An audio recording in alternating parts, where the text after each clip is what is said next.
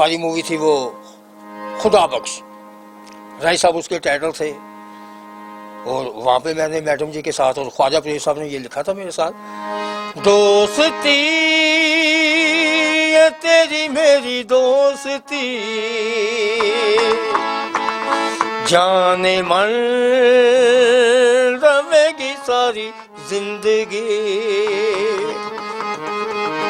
दोस्ती ये तेरी मेरी दोस्ती, जाने मन रवेगी सारी जिंदगी। अस्सलाम वालेकुम नाजरीन, 87 न्यूज़ के प्रोग्राम इंटरटेनमेंट की दुनिया के साथ मैं हूं आपकी होस्ट सुमैया खान। अंधेरों में उलझे और मायूसियों में फंसे हुए शायकीन को म्यूज़िक के ज़रिए इंटरटेन करने वाले म्यूज़िक डायरेक्टर भी फिल्म इंडस्ट्री का बहुत अहम सतून होते हैं। इसीलिए तो कहा जाता है कि म्यूज़िक रूह की ग़िज़ा है।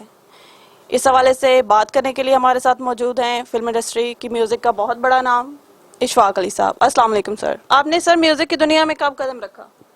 सर ये हमारा ख़ानदानी पेशा था। वाला साहब को देखा मुझे बहुत खुशी पैदा हुई। एक सॉन्ग था उनका, सजन उस बैंदे ने खबरें की कहते ने, दिल जो लग जाए वैर का लैंदे ने, ये मैं अक्सर गुनगुनाया करता था।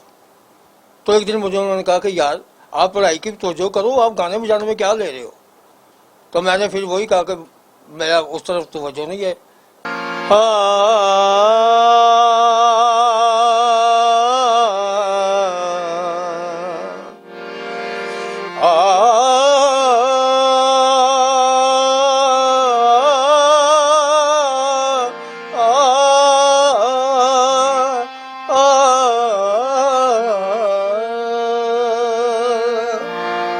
अखियों ने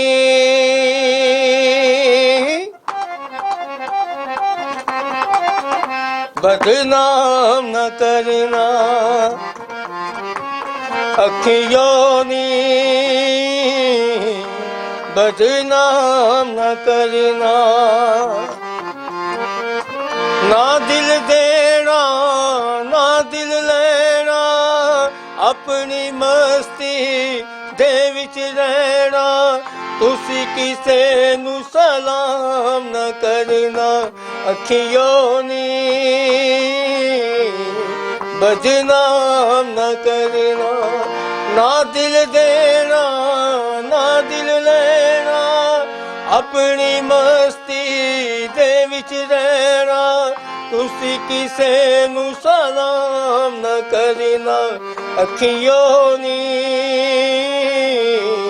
बदनाम न करना।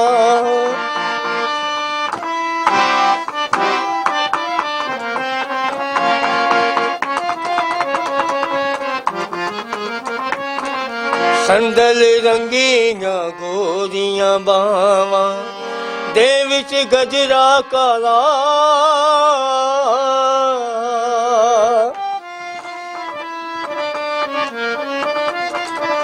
संदल रंगीयां गोरियां बावां दे विच गजरा काला,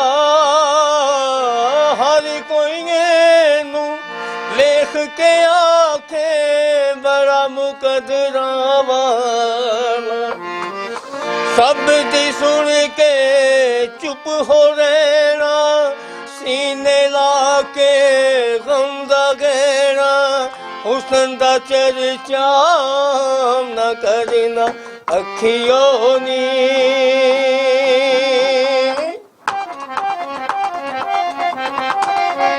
बदनाम न करना।